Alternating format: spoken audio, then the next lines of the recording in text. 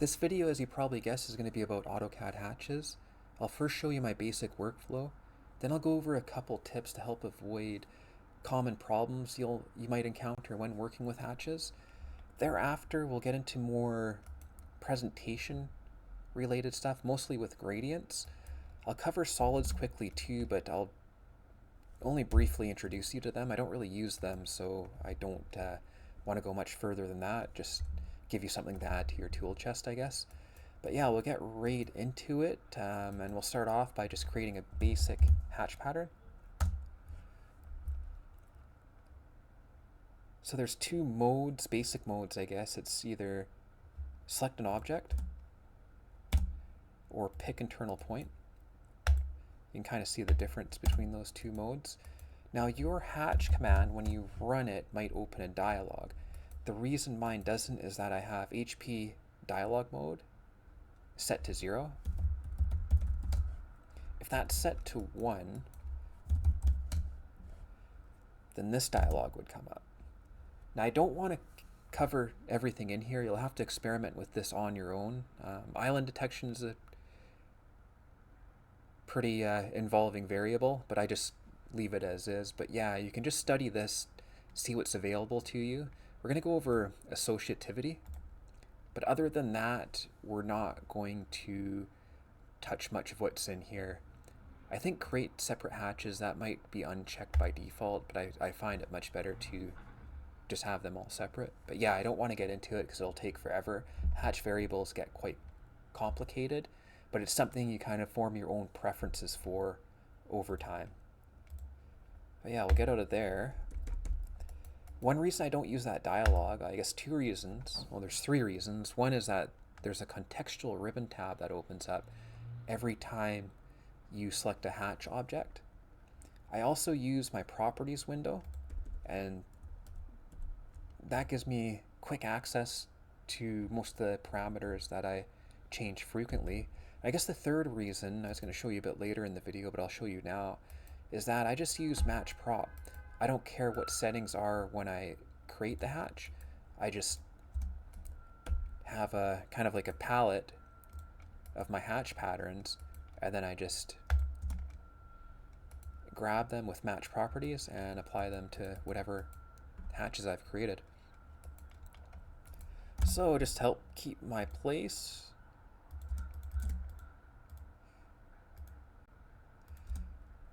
so I guess we could still go over some hatch properties. I did mention, so get rid of that, get rid of that. We'll create two hatches.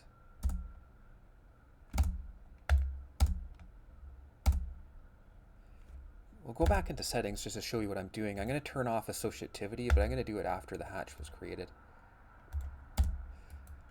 So this one I'll leave associative, and I'll show you the advantage. When I move the boundary, the hatch moves with it.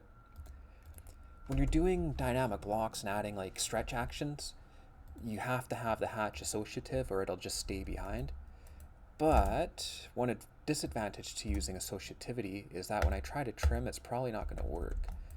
This one is associative too, but with one click we can change that. Now the boundary appears. It's not tied to the border anymore, and I can actually trim it. So the advantage here is that this hatch, even if something happens to the boundary, it's fixed, but a lot of the time you'll have a complicated, I guess, island inside your hatch, and the geometry changes a little bit. Even if the border doesn't break, the hatch will fill it in on you. So having a non-associative hatch makes it more, I guess, like locked in place as far as the border of the actual hatch goes, not the boundary, of course, but if the geometry around it changes, you're going to get a more consistent result, whereas the associative is going to follow the boundary, which of course is important with blocks. And you can kind of see that this just demonstrated my example perfectly. It just filled that circle in without me really wanting it to. But yeah, the behavior, especially if you have a complicated boundary or complicated islands within the boundary, it can change the pattern in unexpected ways. I have the associativity checked, and I just turn it off when I know it's potentially going to cause me some pain. Okay, next we're going to cover off HP name and HP scale. Remember I mentioned that, well, first I'll actually show you match properties. Let's grab this one. So yeah, the reason I don't use those settings, even though they're pretty convenient, I do use them for some things like gradients and stuff, but I find that I'm way quicker if I just have all my hatches ready and then just use match properties. So I don't really need that dialogue so much. Now, one thing that does happen to me when I create hatches is that sometimes if I have a certain pattern selected and the scale is really small, the pattern just gets so dense, right? And although AutoCAD has provisions to make this less bad, it can cause hang-ups. It can sometimes lead to crashes and worst case scenarios. So a couple of these settings that I always set a certain way is HP name, which is just the pattern's name. If you set that to solid, that fixes the issue of this. And then HP scale, just make sure HP scale, and you can set these at runtime with AutoLisp or just set them in your file, your template.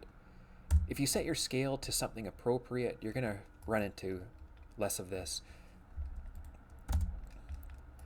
Okay, so those are two common problems you might encounter. A third common problem is boundaries. So this works for me right now, even though I thought I had that separated as like a good demo. But yeah, we're gonna move this. Let's move it 0.005. So if I zoom, oops.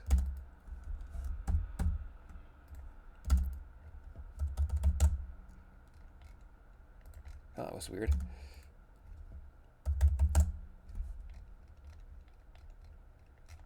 Okay, let's see if this closes. It might still work. It does. So let's move that. Move. I'm surprised it still worked.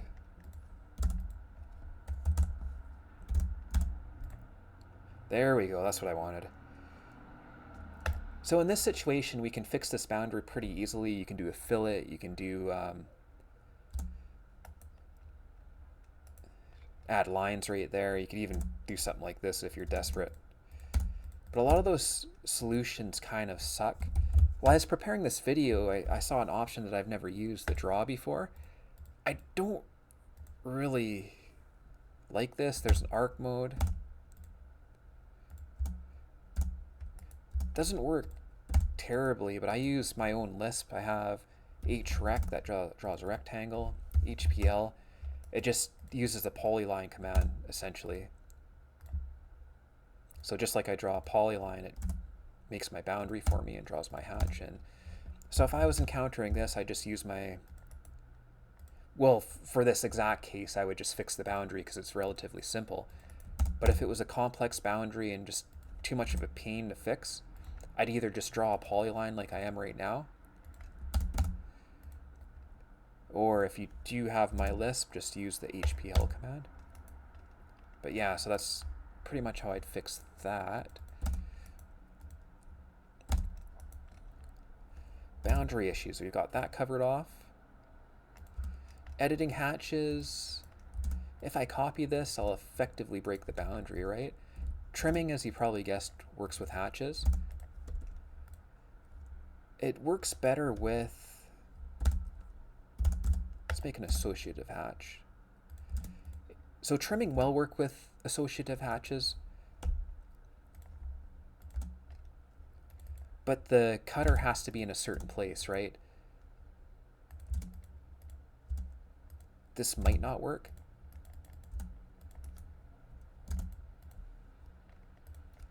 It's weird, it actually seems to retain the trim data.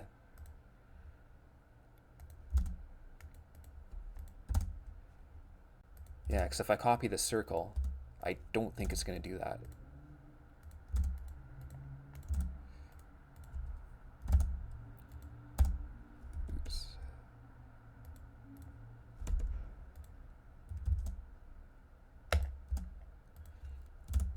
Yeah, so trimming seems to add this circle to the hatch's boundary, but yeah, you can kind of see the why setting this to non-associative is helpful. Now I guess, yeah, I'll tack this on here. I don't want to get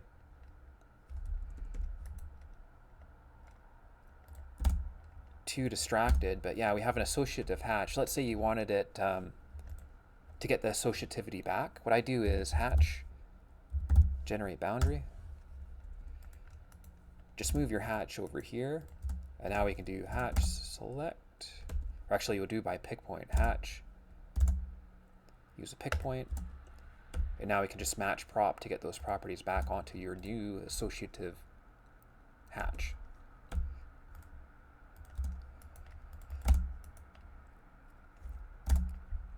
So yeah, for me, the only modifications I do, I might use the grips themselves to edit a hatch. And trimming. I'm sure there's other stuff you can do too, but I don't really use much of that. I'll show you that hatch generate boundary command once again, which is kind of neat. I've covered this. I believe I've covered these settings. I'm just going to pan through them so you can just pause the video if you want to have a read.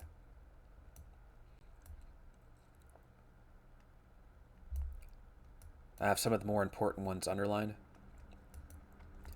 Okay, so what we're going to do next is work with gradients. Oh, and as promised, I was going to show you solids. So solid is just like a neat little object that looks like a solid hatch. Some people find them useful. There are use cases for these. I think you can only do 3 or 4 sided ones. I notice where I'm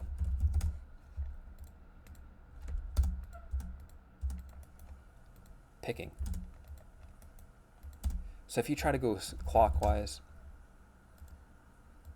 it'll end up all messed up on you. So it doesn't work quite like a hatch. You got to go something like this. But that's about all I want to cover with solids. There's not really much to them.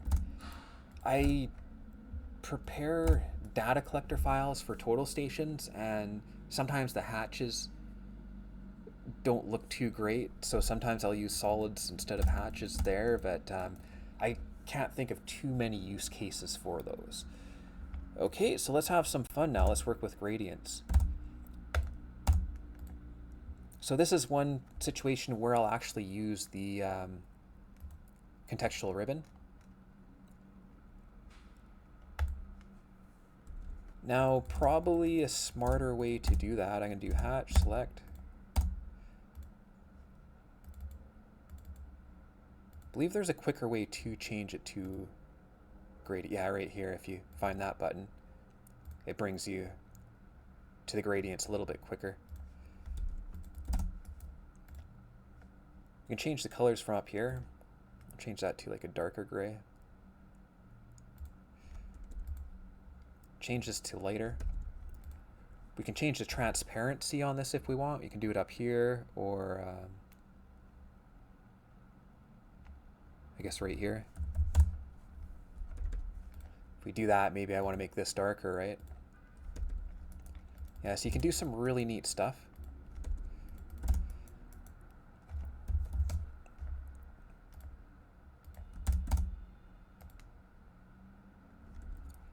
Actually, I'll show you a smarter way of doing this. What we could do actually is hide isolate. That's the smartest way.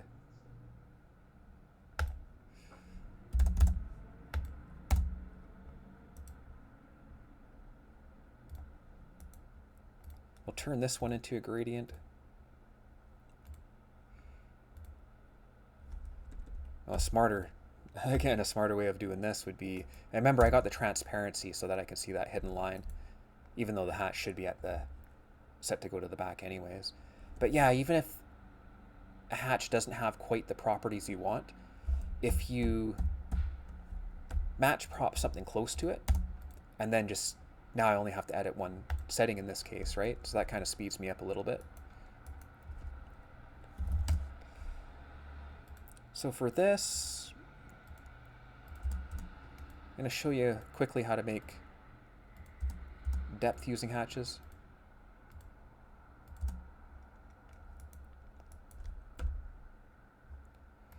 Well, I'll start with this one, I guess. Then just add transparency to them.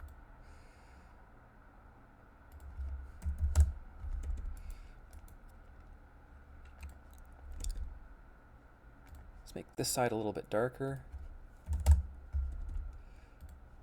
This side a little bit lighter. But yeah, you can really get a good 3D effect. And if I wanted to make this like translucent, let's do that right now. I can just overlay transparent hatches on top of one another.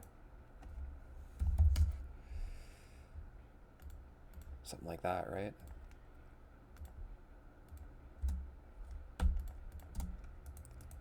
So that gives kind of a cool effect if you wanted to make something that looks like glass or some little diagram. So the gradients can give you good, I guess, like on a slab, for example, I can show kind of that this is dropped down a little bit. Almost like ambient occlusion in a way, kind of, sort of, not quite. You can do something like that for stairs and stuff. It definitely works better for like your basic shapes. Now this right here is a gradient too, if you're curious. But yeah, there's quite a bit you can do, and if you can actually do like basic graphic design even in AutoCAD. So hatches are kind of key to creating stuff like that and having it look good. And as you can see with these letters, I've put different hatch patterns in each place. And speaking of which, that reminds me, some of these custom hatch patterns, if you search for Hatchmaker on Google, you should see the a link to the Lisp that some guy made. It's absolutely awesome. It's quick and easy if you follow the directions to a T. Like, you gotta do exactly what it says, and you can produce quite good hatch patterns. I think my hatch patterns, a lot of them are custom ones I made myself, and ones I got from other CAD programs, including G-Star CAD. But yeah, you'll see a lot of drawings with very basic hatches, but if you get a good little system going, get a good collection of hatches put together, you can really kick up the presentation quality of your drawings. Okay, so I'm going to end this video right now. I hope that was helpful and you learned a little bit. Thanks very much for watching, and I hope to see you again soon.